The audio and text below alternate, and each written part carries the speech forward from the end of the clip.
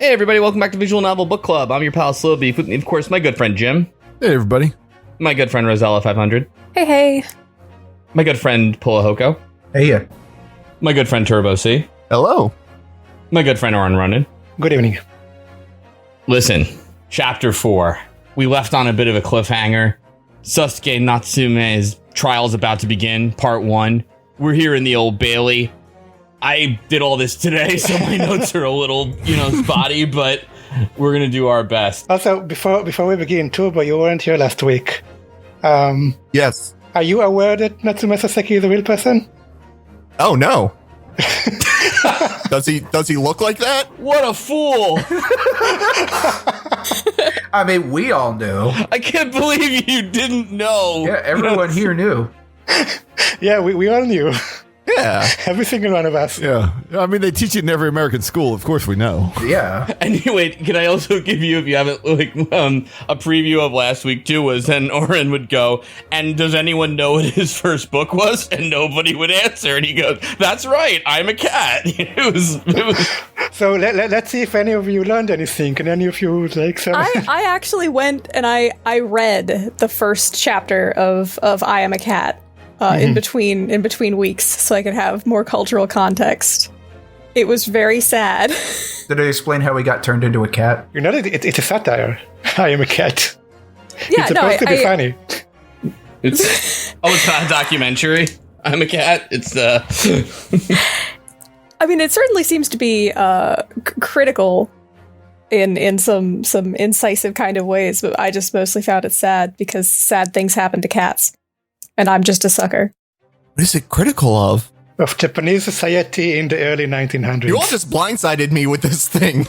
I thought we were talking about goofy lawyer game. So Natsume Saseki was on the South Indian Bill for a long while. So he's a very famous person. And he does look like that. It's not just Edgar Allan Poe, but now a Japanese man that is not a real person. You know what I mean? It's a historical figure. Yeah, this is a literary analysis podcast now, baby. We're time traveling because now this dude is on trial, well, not murder actually, for stabbing a person in the back, and we're gonna have to defend them because this didn't happen in real life, so we don't want to create a time paradox or anything. But look, it starts out pretty much too where like Ryunosuke, or Naruhodo, I should call him. Naruhodo is kind of like, I can't believe I'm here in the Old Bailey like twice so soon. And Susato is like, well, you know what? It's a good way to learn. And he's like, no, it's not, because, it's somebody's life is at stake here. This is actually a very poor way to, where it's like, yeah, you're right. Sorry about that. This is also when Soseki says, oh, I wish I had 9 lives, which the cat thing. Mm-hmm. See, I'm paying attention. The cat thing is always a thing with any portrayal of Saseki in anything. It's always about cats. And also Turbo, that thing he does, the annoying thing with like, the alliteration. Oh, yeah, that's also a reference to the real person who like wrote like that, but with like kanji. And he does sentai poses. Yeah, that too. He invented the dab. The real person did like have nearly a nervous breakdown while he was in England studying. Okay. But that's accurate. Oh, okay. But not due to a vampire prosecutor. Or at least it's not as that we know of. I think he had the problem way before the vampire prosecutor. This guy seems constantly on edge. He's a very unreliable defendant. Yeah, he sucks. No. He's having a rough time. Yeah, and he hasn't slept. His eyes are bloodshot, which, understandable.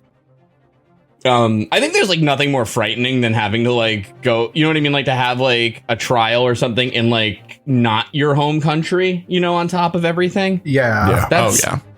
Yeah. I couldn't even imagine. Yeah, exactly.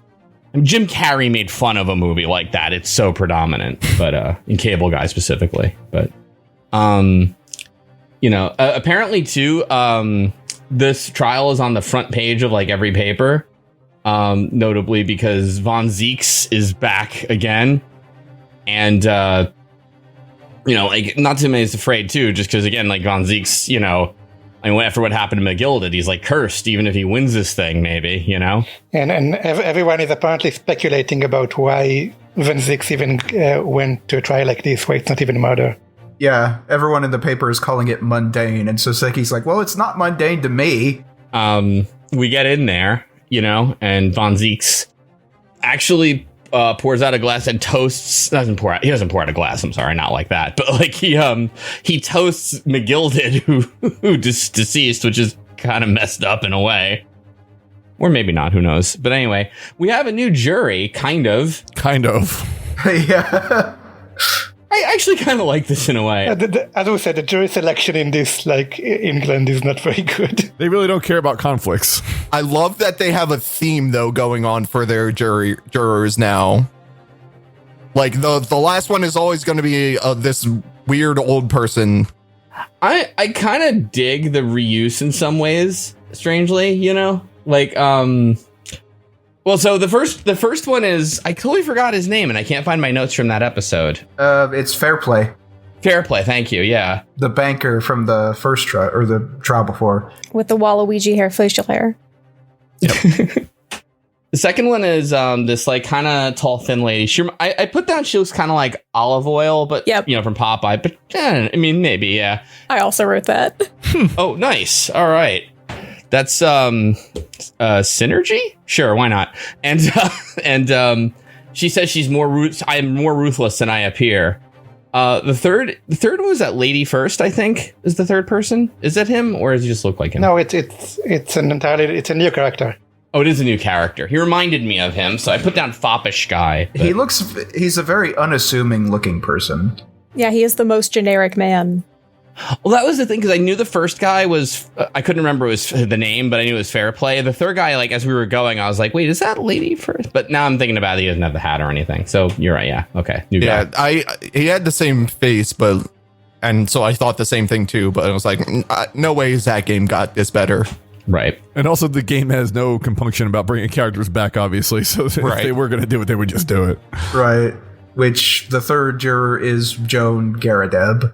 The fourth juror is indeed the maid, Joan Garadeb, which was like, The fifth was like, I put down chimney sweep looking guy, but he's just like a generic sort of laborer. Like he's got that like kind of that cap. Is it a flat cap that he had? Yeah. You know, that like chimney sweep, flat cap and stuff. And he's kind of gruff and he's got a beard.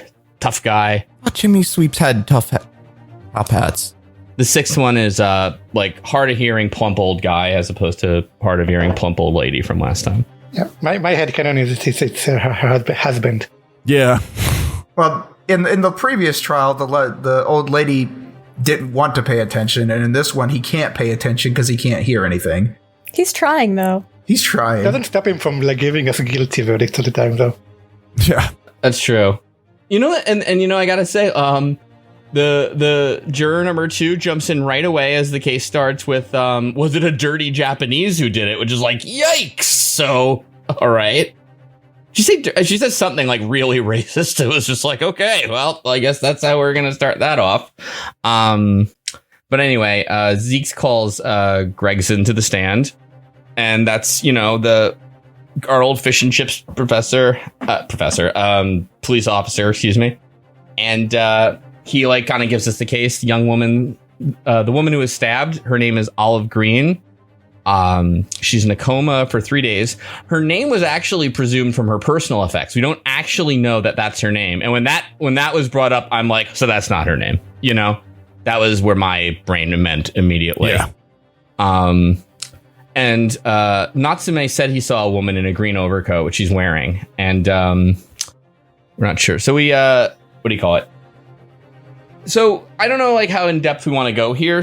But you can feel free to help me out here, because basically what Gregson does is he shows the map of the you know, the crime scene and things like that. And it's basically how to describe this.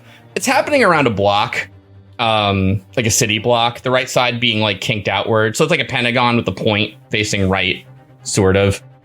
And the idea is that they're saying that on the, oh boy. the northwest corner of the Pentagon on Briar Street, which is the street on the left side of it.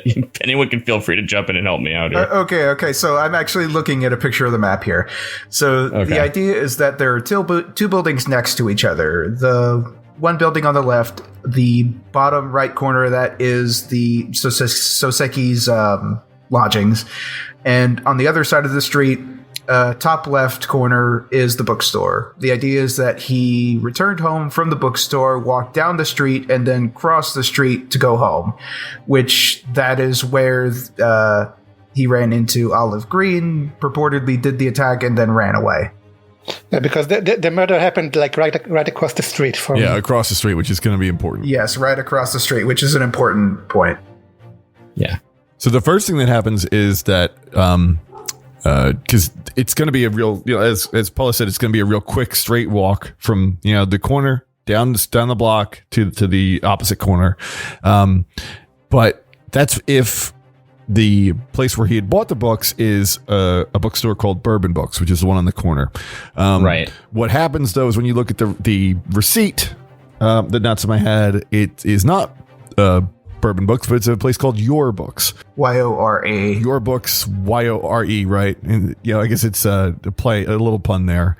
And where Your Books is located though is actually on sort of the North Street is called Meerschaum. So everything's happened on Briar Road so far. On Meerschaum, the next block to the east is Your Books. So that's now called into question the direct route. Now it is probably shorter because there is no like bulged out extra side on whatever sort of thing we've got going on here. This 5-sided thing, the sort of the point there makes it a little bit longer going around. But it is possible that if there's some reason that Natsume might have gone home the long way around. Right. Now, at this point, though, the jurors are... Well, basically, we make a lot of ado about this, where it's like, well, see, he's on the opposite corner. He would have gone the long way around. But then Von Zieks is like, yeah, but look, it's still the same route if he goes like west down Meerschaum and then down Briar, to the crime scene. So it really doesn't make any difference. And they kind of make sort of a comedy thing out of it, like, yeah, let's check the route, that kind of thing. Well, Naruhodo had no idea where this Your bookstore was, and we were kind of operating on the assumption that it was a completely different area, but it's pretty much right there, and it doesn't make any difference. I mean, to be fair, he's a terrible lawyer in that regard of just like, that's the thing about all the Ace Attorney games is there's just like, just go with it vibe. Like there's no like discovery or let's look at the evidence first or let's kind of just get it to like go with the theory and let's just hope it goes somewhere, Mm-hmm. Just keep grasping at the straws. We finally got a day to investigate, which puts it at like the most preparation Naruhodo has ever had for a case. That's true too. Yeah. So it's partially not really his fault as opposed to the whole like universal legal system here. Yeah. Also, they don't wait around for anything. They don't wait for the victim to come out of a coma to find out if she has anything to contribute or know her real name. Well, it was in the last case that we were pretty much told that the judicial system here, they pretty much just pin it on the first suspicious person and just kind of go with it. Yeah. Mm-hmm. So basically, the jury already is like, I think this guy's guilty. So they all vote dark fire, and the weighting goes toward guilty. So of course we have to do summation examination, which again Von Zieks brings up as an old stupid thing, but whatever. The judge is like, nope, you're allowed to. So basically juror number 5, who's like the laborer, is like, just his only testimony is like, I got to get out of here so I can get paid. Like anytime I'm here, like doing jury stuff, is money I'm not making. So I just want to get done. So if you press the statement, he kind of gets into like, like, why do you have to get back and all that? And he kind of mentions, I was like digging up the road on Meerschaum Street, which is like, wait a second here. And then there's another juror who's basically like, well, he would have just gone down Meerschaum Street. And you can pit these two jurors against each other. Like, your statements contradict. Can't go down Meerschaum Street if juror number 5 is working on it, ripping it up. Also, does England not pay people for jury appearances? I mean, they don't do a lot in 19th century England, it seems like. That's fair point. But I guess they don't know. But they do road work. Yeah. Yeah, because the juror's argument about getting out of there early is like, I don't get to eat My family doesn't get to eat unless I go work my job. So please, let's just convict this guy so I can eat. Also, my wife might actually murder me, which is like something that comes up later. But anyhow. Yeah, and then you'll just be right back here again. So let's just... Right. Oh, yeah. And then, like, basically, we also can... We pit juror 2 and 6 against each other because it's like, well, they like, you know, what is it? We saw Olive Green collapse there, but it was also like juror number 6, the old man, happens to be a stout guy wearing a green coat and who mentions he slipped down the street opposite Briar if you were going the quote unquote long way around from your books. So they're like, oh, and they're saying like, well, that's maybe who Natsume saw was this guy, you know? What Naruto is trying to do right now is maybe try to prove that Natsume wasn't even at the place. Right, yeah. And of course, Natsume's not being helpful at all because he doesn't even remember which way he went. Dude doesn't even know where he is. To be totally fair, I think he's actually just trying to get, like, the not guilty thing off. So he's just like, look, come on, you know, like, there could be other ways around this. You don't know, you know? I didn't even finish my opening statement and you all are convicting. Come on. I know, yeah. We have called 0 witnesses. Like, all we had is just, like, a detective to give us the basic facts of the case. Yeah, and a map. And, like, yeah, like, a Pentagon side's a little bit longer than, you know, like, it's, yeah, so. To be fair, they're also using the accused's own statement against him, which is pretty much a really bad statement. He's just like, I don't know where I was. I just saw this woman and I ran away. Also, what happened to voir dire? Because fucking Mrs. Garadeb is a goddamn juror. I just wanted to say that word and sound smart. But, what do you call it? So, anyway, though, you know, our pitting against people against each other work, sort of, because then 4 of them switch their convict to not guilty, which is like, this is going great. But then Von Zieks is like, oh, good God, fine. Finally, I can fucking talk. Yep. Then he whips off the cape and he's like, you know, well, guess what? I've got a witness. In fact, 2 witnesses. Roly Beat, who is a Bobby with a really beat up helmet who keeps falling asleep, and his newlywed wife, Patricia Beat, who keeps, like, their gimmick is basically he's falling asleep on the stand. She'll start to get testimony, tug his scarf to wake him up. They're both wearing matching scarves, by the way. It's very cute. And they talk about how much they love each other constantly. They're very lovey-dovey kind of couple. Yeah. Mm-hmm. It's the same scarf, by the way. It's not matching scarves. When you look at them from behind, you see that the scarves are connected. Oh, I didn't even notice that. Yeah, we don't learn this until a little bit later. But yeah, when you get the pan back to see the whole courtroom, it's the same scarf. It's really cute. Also, there's another couple who are really poor because she's wearing like patchwork dress. So I have a question. Is he named Roly because his head keeps rolling, and is she named Pat because she's all patchy? Nope, I know. I figured it out at the end. Did anyone else figure out why their names are Patricia and Roly Beat? The person I was playing with did. I did not. Let me tell you, though, that in Japanese, the name are reversed because he's named Patrick and she's named Rola. Huh. But it's the same pun. That's interesting. Because if the trick is it's a pun, because her name's Pat, his name's Roll, as in Patrol. Patrol Beat. Oh my god. Okay. That's actually pretty good. I think that the reason they switched it is because in Japanese they shorten Patrick to Pat all the time, and I don't think you really do this in English, right? For the male name Patrick. Sometimes. If you're close friends with them, maybe. The game shortens it too, so it sort of works either way. No, Pat's totally a valid nickname for Patrick. Yeah. Okay. Yeah, that's totally fine. I think it makes the pun too obvious. The surname in Japanese is Omali. O'Malley? Which is a pan on Omawari, which is a cup in Japanese. But Omali is like a nice English name too, so... Yeah. That's very good. One thing I also want to add about this case is Von Zieks has at least 2 new mannerisms that I noticed. One is his glass of wine that he had. He throws it into the candle fire behind him. Yeah. And that shatters and explodes. And he keeps doing this, so I don't know where he's getting all these chalices. And then the second one is my favorite. The other one is very good. He just takes the sort of top of the bottle and he flips it behind him into the crowd behind him. He yeets it. He just friggin' yeets it into the jury stands. He just like whoop. And then he apologizes for like hitting the spectators with the bottle. Please forgive my discourtesy. Yes. It's like when you see Von Zieks coming in with a crate of wine bottles, you know it's going to be a really interesting case today. What do you call it? He wastes a lot of wine. He expenses those.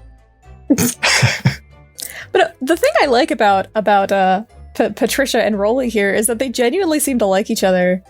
Yeah. Yeah, Like, they're very cute.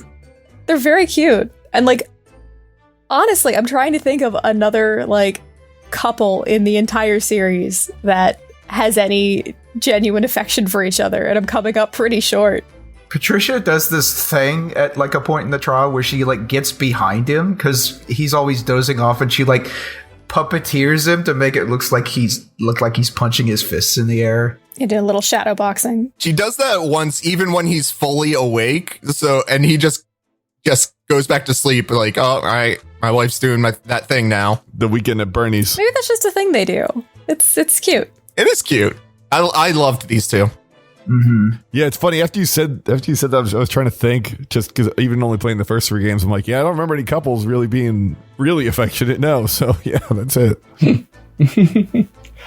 Let's see here. So, if I remember, you don't really get anywhere per se. Like, you press all of their testimony to keep going, and it's just basically like we saw them there through the fog and stuff. We saw, Olive Green collapse. We saw, Natsume behind her, and there you have it. Yeah, so the testimony is that it was their anniversary, so they were getting ready to go get a nice dinner. 1-year anniversary. Mm-hmm, that's right. Yeah, and they were going up the street in the opposite way that Natsume and the woman walking, and then they just saw it all happen. They saw the woman collapse, and they saw Natsume run away from the scene and dropping the books that he was carrying, and they clearly saw his face. Yep. I do wonder why they're walking in the opposite direction of Natsume, because it's like, hey, honey, I know this great hole in the road that we can go see. Well, it's only 2 yards, we find out. So there's kind of a ridiculous easily thing. Jumpable by Yeah, anyone can vault that. That was come on, you're all buying this shit. But yeah, of course they do. Anyhow, no, but like the thing is, you don't really get anywhere at this point. Like, there's not really anything to disbelieve per se, but pride goeth before a fall, because Roly Beat says, I have the feeling you don't believe me, so I want to amend my testimony just to prove how good I am. And I clearly saw that Olive Green lying down with 4 books, but entered into evidence. Hold it. There's a picture of her with the knife in her back and 3 books. And you say, and at first it's like, aha. And she goes, well, perhaps the 4th book is being hidden by her body. Yeah, you can also show the receipt at this point, because the receipt that Natsume had also showed that he only bought 3 books. That's I think you have to, right? Like afterwards, because it's like, well, I think you can show either the receipt or the photograph. You don't have to do both. Did we mention that there's a photograph of the crime scene? Because there's just a photograph of the woman stabbed, books scattered around her. Right.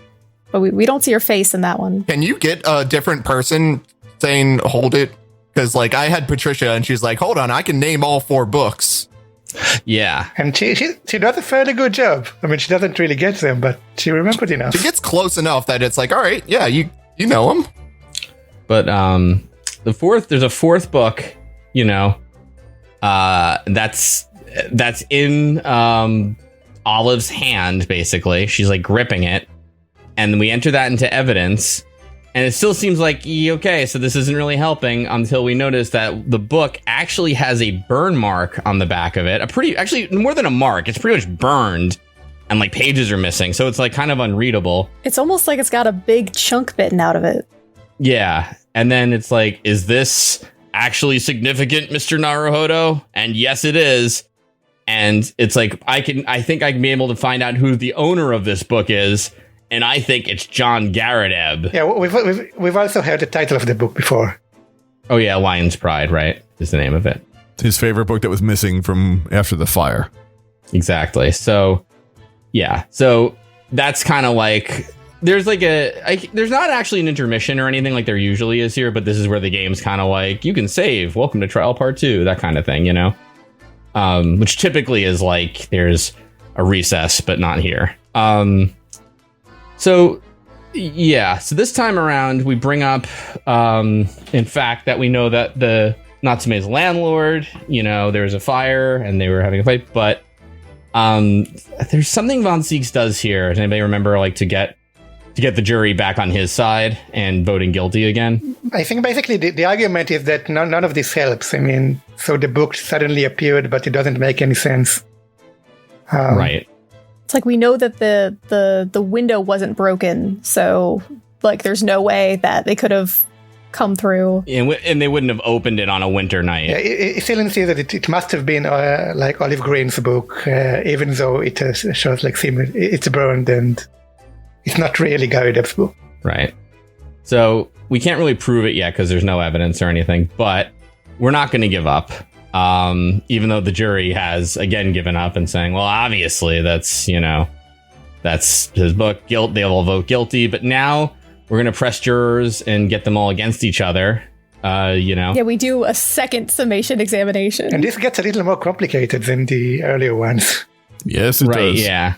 You have to do it in a specific order this time, and then you have to get the people react to each other, and you have to go to them and confront them. Yeah, we get a combination of the pitting jurors against each other and the pursuing mechanic where you say, excuse me, which I think is still a baffling thing to yell in the middle of court, but it's cute, so I'll allow it. That's how the judge rules too. He's always like, oh, that's technically not the way we do this, but I'll allow it. It's cute. So the first thing we have to do is show that the window could have been opened, because the argument is that it's the middle of the winter and no one opens the windows in the middle of the winter. Right. So there's one guy that says, the like regular guy in the jury says that if you can show him a reason why the window would be open, then he might change his verdict. Yeah, a couple people, the olive oil woman also says, like, yeah, no, if you had another alternative theory, then I would listen to it. But, this seems to make sense. We have some reasonable jurors this time. Except number 4, who's still just like, I need to get home, please. Or 5, you mean, yeah. My God, my wife will absolutely kill me. She has many knives. Because juror number 4 is also unreasonable, because at this point we have outed her as Joan Garadeb, wife not maid of John Garadeb, but she sort of denies it, and it's not really fully explored at this point. So to get the window thing done, even though it's really obvious at this point, you have to get the older man to tell an anecdote about his birthday a year ago, where he had 75 candles on a cake. And when he blew them, they all flew away and burned everything. And he got a cold because he had to open the window. And Ryunosuke freaks out about this. He's like, you're putting all these candles. What kind of devil worship are you doing in England? And he goes, well, it was an angel food cake, but which doesn't appease Naruhodo, because why would it? He's spooked. Yeah, so that's how we proved that the window could have been opened because there was a fire, and they had to open it to get the smoke out. Yeah. Right. Is this where we get into the stay? The second thing we have to do is to show another way Olive Green could have been stabbed. And that's when we get a second anecdote from juror number 5 about his wife trying to kill him when he lost his money. Yeah. It's like, yeah, an angry woman will throw anything within range. Yeah, his wife was cutting a chicken when he told her, and the next moment she threw the knife at him and only barely missed him. Susanoo says something funny, which is like, I hope you don't think that's true, Mr. Haruno, that a woman would just throw anything at someone when she's enraged. We might use something more civilized, like a bow, which I thought was pretty good. But anyhow. Or a suplex. Or a suplex, right? So, the civilized Susanoo takedown. Right, yeah, so I'm sorry. So anyway. Yeah, so that gives Naruhodo the idea that the knife that stabbed Olive Green could also have come from the apartment above, that Mrs. Garadeb threw a knife and it fell down the window. Yep. Mm-hmm. And that satisfies juror number 2. Yep. And at that point, we're at 4 out of 6. So we have successfully convinced. Actually, I think one of the people that we like the old man with the birthday candles didn't actually change his vote, but the foreman did. For some, we made a convincing argument. So regardless, we did get 4 people convinced, and we won the second summation examination. So trial can continue. I think it's also, I guess it's worth mentioning too, at this point, I guess, well, I think I started to like piece together what actually happened. Like, this is about where I'm like, oh, that kind of thing. But it's interesting because it's a trial where at this point you kind of figured out what really happened, but there's still a lot left because they a lot of other things happened that make it seem like it didn't. Yeah, so the next point that Von Zieks brings up, which just craps all over our theory, is that the window in the household is what they call a top hinge something. Top hinge casement. Yeah, top hinge casement, which means that it can only be opened a little bit from the top half. And the street is 14 meters wide. Yeah. So if something were thrown through it, it would, if it didn't break the window, it would just fall straight down. Yeah, and the murder happened across the street, which is a long way. And also, the Beats didn't see anything like fly across the street when they were walking down it. So both the book and the knife couldn't have like gotten to where the body was. I'll ask that too. I think because most of us are figuring out where this is going, but did anyone figure out the across the street problem or how that whole thing worked out? Because that I'll admit, like, I did not get. I only really got it like when the person who the guilty party was testifying. Like toward the end, where you're like, oh, the boundary kind of thing. But like at the time, I didn't get it to like the very end, which is pretty much not getting it. I think I got it pretty early because they mention very early in the chapter that, and I'm not sure if they do it like the same way in English, but at least in Japanese they say very early in the chapter they like emphasize that officers who work on the beat where a murder happens have to stay there even if they're off duty. Yeah, they did establish that in English early. Yeah. And they established it very early, and I'm pretty sensitive to these kind of things when I read mystery. Yeah, because they even say that Roly had to give his wife directions to the correct police box because you need to call the police box for the person whose beat it is. So had to send her off somewhere. And that was in like the first testimony. Right. Did we go over that? We're doing that now.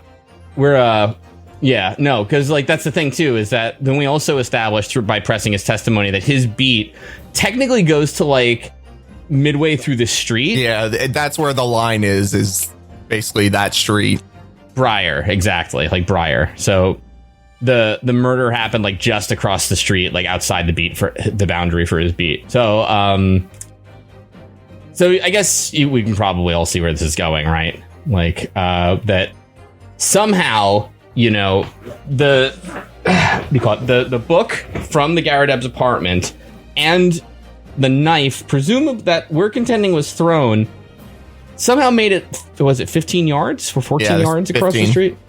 Right. But the top window casement makes that impossible because the way the window opens slanted from the bottom. So like it would hit the pane and just drop straight down. So it can't quite make that distance, but we figure out something's amiss here. The way we put it all together in the end is that well, there's a new piece of evidence that we get to look at. Is by pressing the testimony, we learned that Roly had saved up all the money that he had found in gutters on his patrol to buy a single red rose for Patricia for their anniversary. And he calls it a bouquet, and Von Zieks is the one who's like, it's not a freaking bouquet, it's one flower. a measly little flower. Yeah. I think she still insists on calling it a bouquet. She does, because she's like meager. Yeah, Patricia's like insulted. Like she's Yeah. You know, say it didn't just like save his money. It's money like that he picked up off the street, like little pennies that he found in the street while he was walking. Yeah. Oh yeah, that's right. You're gonna walk 20 miles. I mean, yeah, you're probably fine. Like, the whole kind of idea behind this is that they kind of repeatedly put out that Bobbies are, like, you can trust them, they're hardworking. This guy hasn't gotten a proper sleep in months. He walks 20 miles every day for his beat. He works really hard, and he's a dedicated Bobby. And he'd saved up all of his money to buy this special rose for his anniversary. And that rose winds up being on the side of the street that's closest to the residence where the window is, while the rest of the crime scene is on the other side of the window, and we wonder how that could be. Because Patricia is like, I have a famously bad sense of direction. But wait, we dropped the bouquet when we saw the murder happen on our side of the street, but when I came back, everything, like, it was on the opposite side. The bouquet was on the opposite side found. How did the book and the knife get across the street into Olive Green's hand for the book and back for the knife, but then the bouquet is on the opposite side? Like, and we contend because someone switched the locations.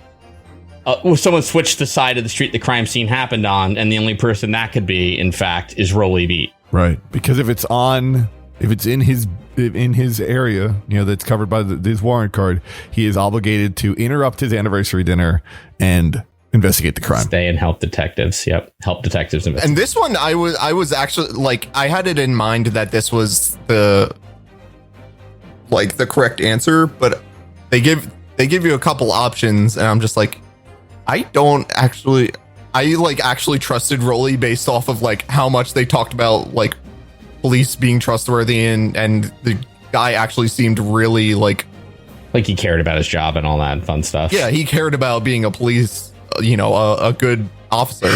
Yeah, he does this one thing where, you know how in the previous games when we're trying to, like, reassure somebody that we're, like, professional and trustworthy, we, like, show our badge.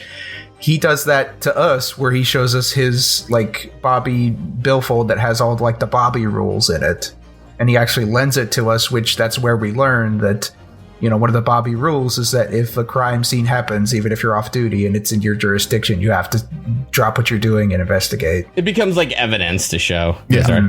Yeah, I think he hands it to us basically saying, like, no, when you come back to Japan, I want you to tell people about the good, upstanding nature of the British Bobbies. We care. Which, when you think about it, that's so shitty, right? Like, you're in this whole thing where you just, like, you tampered with evidence and shit. It's like, I want you to go back to Japan and tell us what good cops we are. Like, to Roly's credit, he thought that it didn't make any difference. He really believed that it didn't make any difference. That they have seen, he and the wife saw the culprit clearly. And it didn't matter if it was across the road, and he really wanted to go to have an anniversary with his wife, which he almost never sees. He just wanted one night off. Yeah. Yeah, to him, he was just like, yeah, this guy definitely stabbed this woman in the back and then ran away. So it doesn't matter. It doesn't matter which side of the street it was on. Yeah, I planted evidence, but I really wanted to go eat dinner. He didn't plant evidence, he just transplanted it. He did his best to recreate the crime scene exactly like he saw it on the other side of the street. Also, this lady had marijuana on her. Yeah.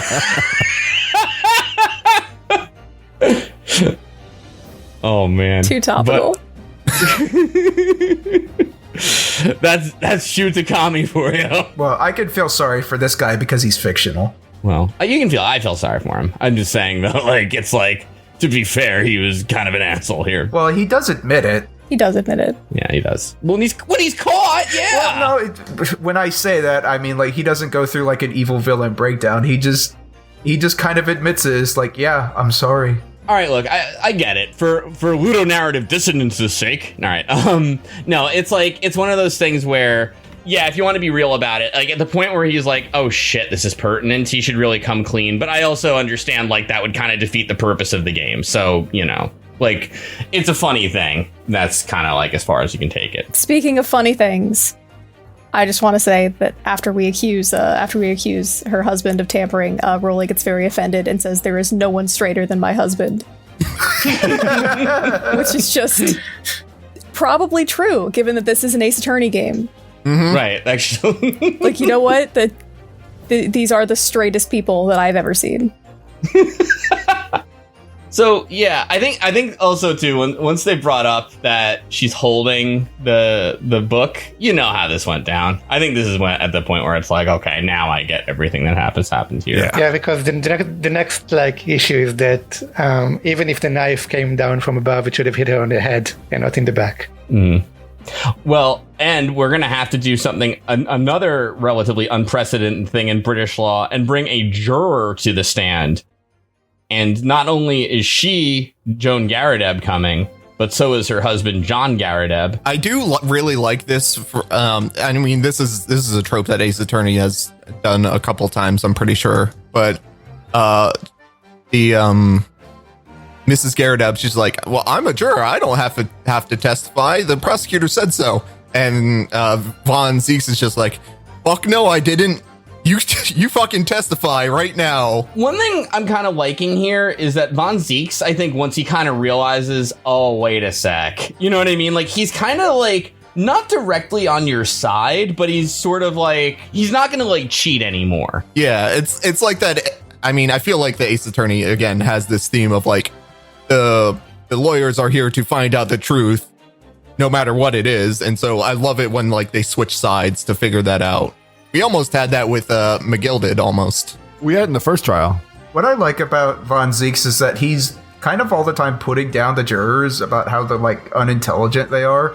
And at this portion of the trial, he's like, you jurors aren't special. Like, he flat out says that. He's like, if we want to put you on the witness stand, we'll put you on the witness stand. I mean, yeah, I think here's the thing. I think earlier when he thinks Natsume did it, he is kind of willing to bend things, because they mentioned like the prosecutor seems to be, when you find out the book is burned, that he's kind of trying to like rush you past that. Just be like, no, forget it. It's fine. Like, it's burned, but it's not relevant, and like just get to the guilty verdict. But at this point, when Von Zieks realizes, like he didn't do it, now he's kind of like, no, we can call a jury to the stand. You know what I mean? Yeah, he's very much an Edgeworth. Yeah, it is defense. Even if, we bring all that stuff up about the book, he does make a good point. Is like, how is this relevant? We keep defending these people. I don't know why. From his perspective, that he's got eyewitnesses to what seems incredibly clear crime. And I think he's just, because they've talked about, I think they talked about it earlier, that in this system, a lot of the reasons why he's sort of known for this curse thing where people do actually end up being found not guilty and then getting away with it is because there's a lot of manipulation. There's evidence manipulation. There's jury tampering. Prosecutors are screwed over by unsavory attorneys all the time too. So I think from his, when he's trying to do this stuff, he thinks he's got such a clear case that, any of this other stuff he's hesitant to pursue because this could be any of that until he finds out that, listen, he's got a Bobby who's already admitting that he moved evidence. And then I think at that point, he's like, nope, hold on. Then I'm basing my case on something that isn't actually true. Right. Also, Naruto isn't an angel either, because, for example, the entire first summation examination is something he knows will lead nowhere. He's just trying to, like, get away from the guilty verdict, even though it's nothing. It didn't happen like that. It wasn't the old man that he saw fall down, and he didn't take the long way around. But to be totally fair here, he's also in kind of a BS system where, like, the jurors are like, I don't even have to hear all the evidence. You know what I mean? Like, they're just, like, kind of in a foregone conclusion. Yeah, also, there's no discovery, so it's like you put a guy behind the defense stand and just tell him to go with it. Yeah, no, the discovery is, like, awful, where it's just like, I forgot to give you this evidence. Let's just do it in the middle of the trial. And even, like, the judge is like, the what? Oh, all right, Wait, you had a second photograph? Yeah, like that was kind of pertinent. Updated autopsy report, bitch. By the way, the photographs are color this time. Yeah, that's true. They aren't even color like in modern days in Phoenix Wright. Yeah, and then one of the jurors mentions it. She's like, "Oh my, we have colored photographs now. When did that happen?" I did read about why the photographs were black and white originally in Phoenix Wright. Why? Because the game came out on the GBA and they had to save space. They didn't have enough room for color, for some more color graphics. Wow. They were very judicious with their sprite usage, so I guess that doesn't surprise me. Jeez. So not the Gary Debs, I understand. Well, I think first we show that the reason that the knife went into her back was because the book came down first, and she crouched to pick it up, and then her back was pointing toward the Isn't that kind of the end of it though? Like that's the last thing we have to prove. I okay. think what we're trying to prove now is like that the knife came from them. right. Like Yeah. this is a somewhat plausible explanation, but it still doesn't. It's not like the most logical answer. Yeah, basically, if you're saying this knife came from us, then prove it. Which, through pressing the testimony, Mr. Garadeb kind of presents his pipe as evidence. He tells us that while things were being flung at him, his pipe was knocked out of his hand, and it was a rather solid object that Joan had thrown. Joan kind of has the testimony of where she was throwing soft things like sponges and pillows and that kind of stuff. Marshmallows. And Mr. Garadeb has to be like, oh, you were throwing more solid things than that because you knocked my pipe out of my hand and broke it in half. Yeah, like it got like chipped or shattered. Which, it's a wooden pipe. He carves things. He says a thing too that he's like, if you think that's my knife, you're gonna have a job proving it, which is like the kind of, again, pride before a fall, because that's exactly what we do. Since his knife gets put in, his pipe rather gets put into evidence, and it turns out there's a tip of a bit of steel in the part where the tobacco goes. If that has a name, I don't know what it is. Like a bowl. Yeah, like the bowl. Yeah. Pipe cup. I have no idea. I like the way that the game does this, because when I was looking at the pipe as evidence, it's kind of like wrapped up in the middle where it was repaired. So I look at the bandage, it's like, okay, I can't take the bandage off, so there's like a little chip in the bowl. I look at the chip, and then I turn it around, and there's the piece of metal in there. It just kind of leads your eyes there. Yeah, it's like, oh, I want to examine that chip, and yeah, as you're turning to look at it. So one of the things that I was just sort of thinking about for this case is like, okay, so the knife hit the window and then fell down on top of Olive Green. I mean, that's pretty much what's happened right now. But now we know that the knife, well, we all could have seen it before, that the knife had its tip chipped off. So would a knife that's sort of blunt, just falling one floor, be enough to like? Well, I think that's the thing that didn't kill her, right? Or it just like stabs her in the back, kind of. And yeah, but it's still like it goes into her spine. The entire thing isn't very plausible, in my opinion. Okay, I mean, yeah, it's a cartoon video game, but let's talk about Danganronpa for a minute here. What? Did someone say Danganronpa? It is the third floor. It's coming 3 floors down. Oh, it's the third floor? Okay. Yeah, because they live on the top. This changes everything. So it's reached a decent velocity. I don't know if it's terminal velocity, but yeah. The chair with the Garadebs. I don't know if this is true or not, but isn't it like you can drop a penny from the Eiffel Tower and like hurt somebody down below? No. It's Empire State Building, but it's false. I mean, I'm sure it would hurt them. Yeah. Yeah. It'll hurt, yeah. Like it won't kill them or anything like that. I think it was on Mythbusters or something. I don't know. But at any rate, so you can trust me because I watched TV once. No, yeah, but so that's the thing. They're in the fight. They throw it down, and then blah blah blah. You get the idea. It's their knife. They're sad because it was an accident. Again. Yeah. What did I tell you? Last episode I said the maid did it. That's right. She did. So, what have we learned? No. So, yeah, we find Natsume not guilty, of course, because now, how could you not? Everybody's happy. Well, the Garadebs aren't happy. Well, the Garadebs aren't happy. Well, they're kind of happy still, because it's like Joan is kind of happy with her husband that like he came to rescue her, and then like at the end of the trial, like when it's revealed, she kind of faints, and he catches her with like his bum leg. He tries to catch her. One kind of happy thing, by the way, is at one point, like when the beats were found out, like Roly's like, I just want to go home and sleep. We'll deal with like whatever my punishment is. And Von Zieks is kind of like, don't do it again. Almost like to say like, I have the authority for this. Yeah, like you'll be okay. He's not fired. He was afraid he was going to get fired, but Von Zieks decided that is pitiful enough Right. to not fire him. Yeah.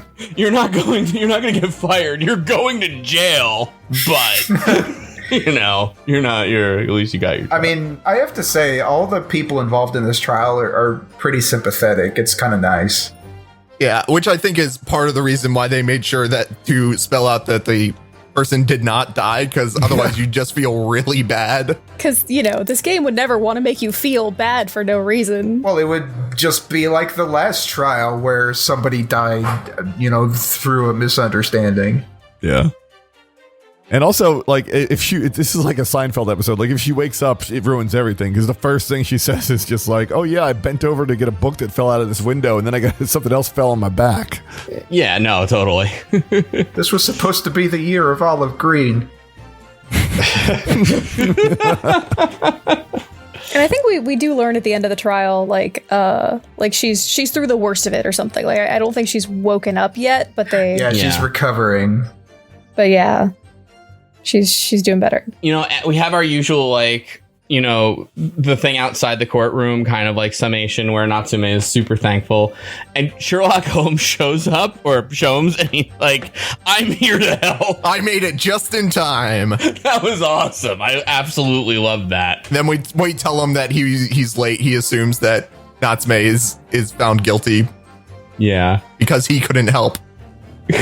And then like Natsume is like, you caused all this, but excuse me, I'm gonna give you a piece of my mind. And Jones is like, so what did you do when you found Green stabbed? He's like, I ran. What were you saying?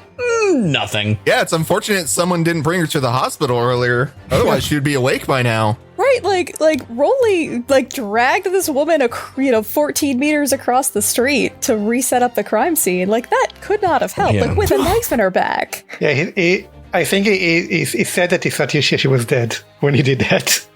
Yeah, everyone thought she was dead. Also, what kind of terrible cop is he, though? Like, you feel her, she's still warm. You probably got to feel, like, breathing or heartbeat. You know what I mean? Like, something. But, because it's your job.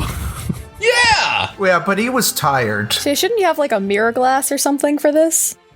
Put it in front of their mouth or, like, under their nose? Well, how could they possibly see the fog in the mirror through the thick London fog that London has? Oh, that's true. Yeah, and you'd see the breath, actually. In the cold air that we keep hearing about. You'd see breath. Well, no, it's so cold that I you played can't... enough Phasmophobia to know you'd see that breath.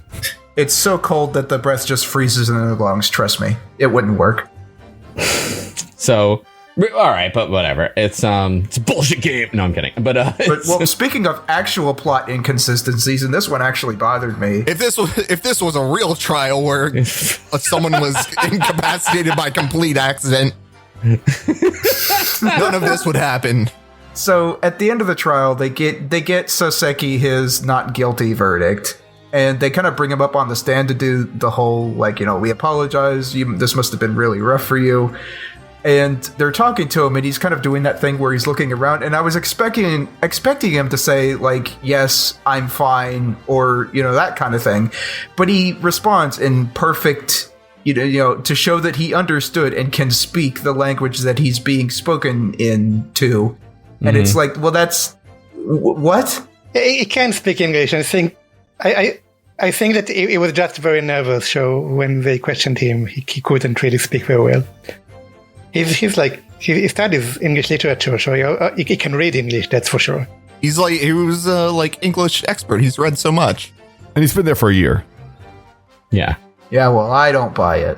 Yeah, but now he says that he's going to return to Japan, which is inconsistent because the real Natsume Soseki was in England for 2 years, not one.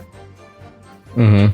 And he swears that he is never going to be charged with murder again.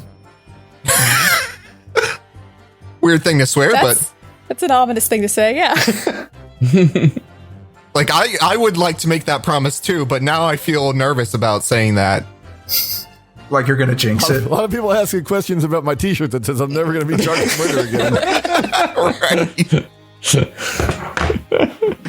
But no, we talk a little bit about the curse, the Reaper's curse, and so, Soseki is still freaking out of okay, that's all fine and good that I'm not guilty, but I'm still cursed, and now I've got the Reaper's curse as well. And I'm just like, we're not gonna murder historical personage Soseki Natsume, right? Like, I don't think we can do that. Yeah, that would cause a time paradox. Anyways, come into the basement, Soseki. No. I got this carriage I want to show you. A mysterious coma, or my gosh, the Reaper has transmuted my body into a cat somehow, temporarily, so I can write a book. Anyway, or that's the cat's actual cry for help. Oh, he also mentions, like, when we talk about his lodgings being cursed, and he mentions, like, no, there's like a being that like suffocates you while you sleep. I'm like, well, you do have a cat. Yeah. So, Oh, that's true, yeah. no mystery there. He does offer to give us his apartment, so now that he's going back to Japan.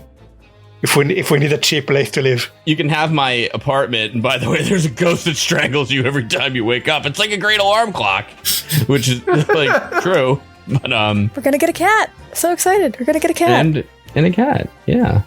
But we're like, yeah, I don't know about that. But Holmes is like, why don't you stay with me and Iris? And we're like, yeah, all right, sounds good. Yeah, he has a free attic that we can use. Yeah, free attic. Hey, free attic. Susato is super happy about it. She makes a joke, which I think was probably worked just as well in Japanese, which is and I mean that sincerely, because she kind of says something like, I can't believe we're going to be staying in the great detective's office's attic, you know. So that's what we do. And then Holmes comes up without his like hat and goggles and shit, and he's fucking hot. So he's an anime hot boy, it turns out. It's How true. about that? And the game got a little bit hornier, but nobody comments on it. I guess except me just now. But don't tell my wife. And no, I'm kidding. But so we're living with Holmes, and that's the end of that chapter. Yeah. Soseki might say that we finally feel that we're finding our feet. That's right. Nice. Well done. Be a lot more impressive if I hadn't written that down like a couple days ago. No, that's the point of the podcast. So is That's why we have notes, is to make up jokes. that way you always land. Yep, exactly. Whew. So, I like this case. Yeah, it was fun. It's a good case. Definitely. Just enough twists. Another accident, though. The second accidental murder that we have in this game. I was gonna say that too, yeah. But like, I think the twist like of switching the street side was well done. I thought, everything, it worked out pretty well ultimately. Yeah, I definitely felt like I was like exactly one step ahead of the game, like for every turn. It wasn't like, oh, obviously I know this and we're gonna take 6 years getting to it. It was like, it's like, oh wait, oh no, that means this, and then now I just need to let the game let me tell it to it. Yeah. And it gave you enough, like, to start with to understand what you're doing. I'm really glad that the game didn't turn into like a jealous murder plot. Yeah, like overall, the game seems to be mostly filled with people trying their best, except for McGilded, who seemed like a real piece of work, but he's dead now, theoretically. So, Yeah. But that was our client. Let's re-ask that question now that we know a little more about Von Zieks. Is it possible he actually killed McGilded? Probably not still, right? I don't think, I mean, Von Zieks, I'm getting Edgeworth vibes from him, and I don't think he would have actually killed someone. Not even Edgeworth vibes, but like Edgeworth in the later games vibes. Like early on, he's really ruthless and he just wants to get the guilty verdict no matter what. And then later we kind of open him up into wanting the truth. Whereas Von Zieks from trial 1 seems a lot more concerned with like figuring out what actually happened. And he's more open to working with us. So do you have any theory about how he got his reputation, though? Because the people in the past where he were not convicted did end up disappearing or dying. So what happens then? I think he has a rabid fangirl following him around and murdering everyone that he accuses of being guilty, but not taken care of by the justice system. I think the judge is that fangirl. I'm wondering if that's where the game's going. Like, actually, Von Zieks is like, look, I'm in an unjust system here. And the way I do this is if I lose a case and I know the person's guilty, I'm going to kill them. I'll do it. I'll get away with it, too, because I'm a prosecutor.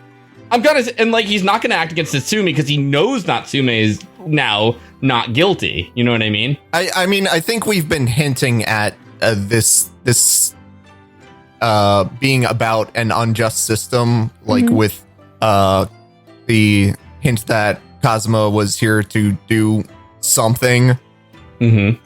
Yeah, and Von Zieks has talked about, like, has given his rant about how this system is super imperfect and very vulnerable to corruption. So it makes sense that he might want to, change it or maybe go outside it a little bit.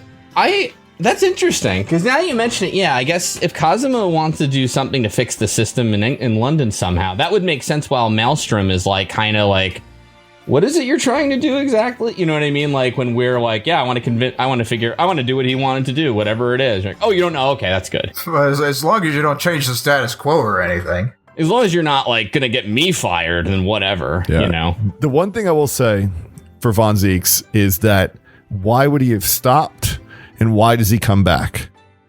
Like, if he's okay with going this sort of extrajudicial, murders to rectify a corrupt system, what makes him stop, and then what makes him come back? And my theory is that it's not actually him who's doing these killings.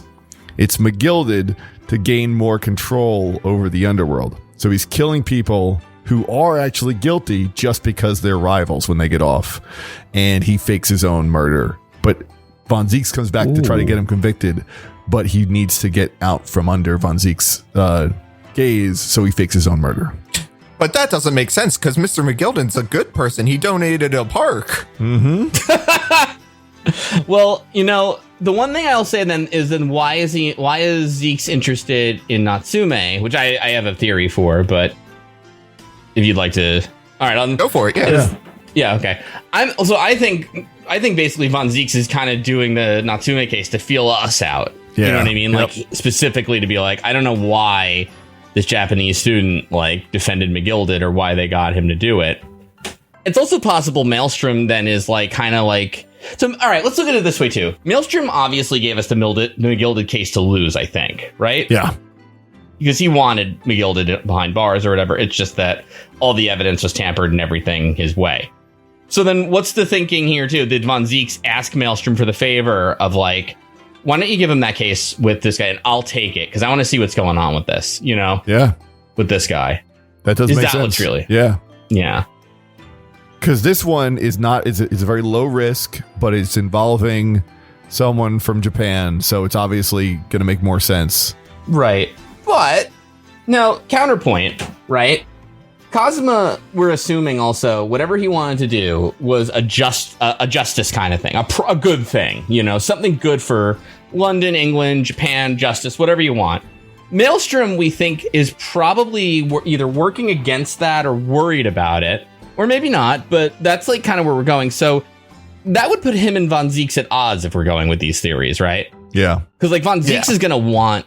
Yeah, Von Zieks is presumably going to want the same thing that Kazuma wants, if we're talking that way, which puts him at odds with me, which doesn't contradict any of these things per se, but also, well, probably more important that both of these cases from the beginning look like they're really going to be tough. Like, they look like losers. Like, even with this one, I mean, you've got an eyewitness who's a cop, who's a Bobby. Like, this doesn't look likely to win.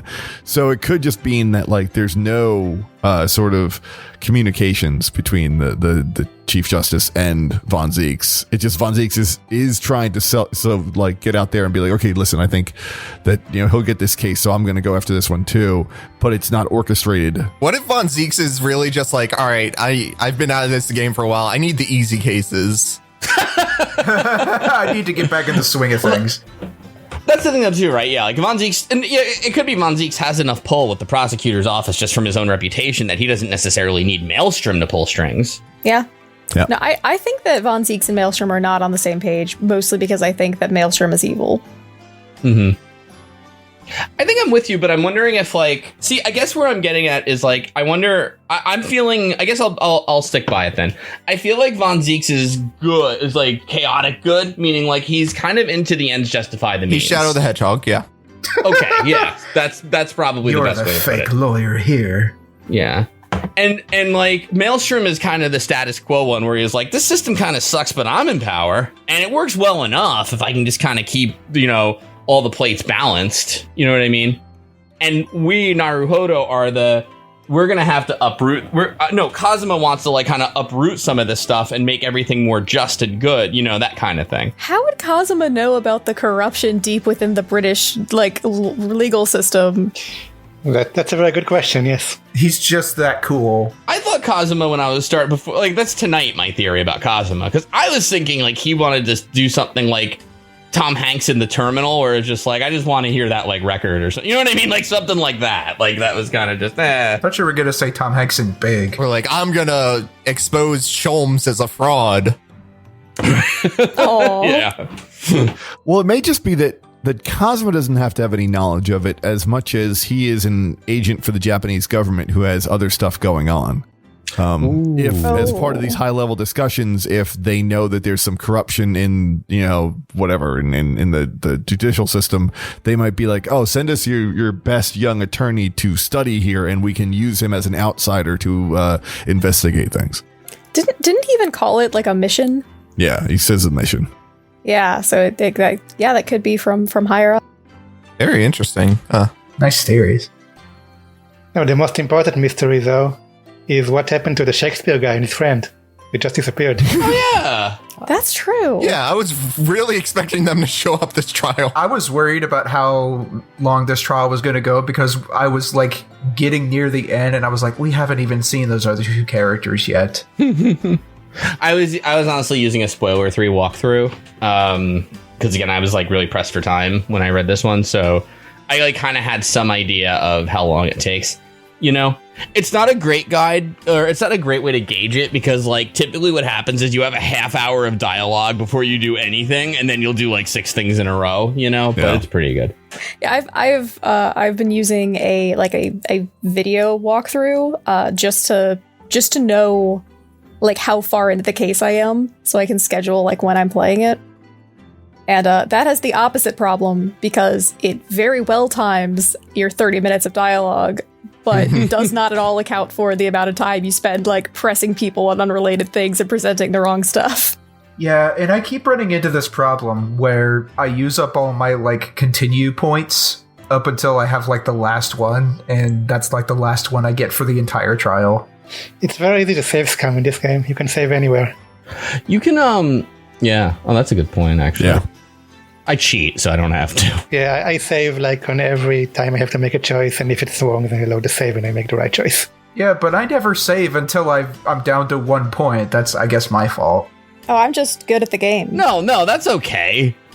Well, I just cheat with the walkthrough in the start. No, I think the game over isn't really doing anything. I think it just goes back to the last choice you made. Yeah, it goes back to the start, but the thing is, it wastes my time a little bit. They also has anyone gotten a game over yet? Like, I'm assuming they do the Ace Attorney thing where it's like, all right, that's enough, guilty, and then it's like they show your client standing there before the judge, and then they like close the door on him, and then it says you can like retry from the start of the scene or retry from a saved game. And then, like, it does the Sierra thing where it says, like, you're such a loser for doing that. Restart, quit. Naruhodo should know better than to mess with a judge. See, I was almost expecting it to go darker because they're like, everyone that gets tried for here is going for murder, and they're all going to get executed. You just get guilty, and then just like a blood spatter across the entire screen. Yeah. See Natsume at the guillotine or something. Yeah, like a silhouette of like a hanging. Jesus, this got dark. Some really like uncomfortably violent thing from like Hostel or something, where it's like, oh my god, Ace Attorney, what are you doing? But, you know. I thought it was a glitch, so I kept playing. Shoot Takami, why did you ask Eli Roth to help? It was an awful idea. I hate that guy, by the way. Anyway, so I had to sneak in a little film criticism there. What's for next time? What's for next time? Yeah, good question. Oh yeah. My memory about how long all of this takes is a little vague, but I think just the investigation part before the next trial begins, I think it's long enough. Okay. Well, tune in next time where we're bunking with Holmes. On the Disney Channel. Hell yeah, gamers. All right. Yep. All right, whatever. All right, have a good one. Good night.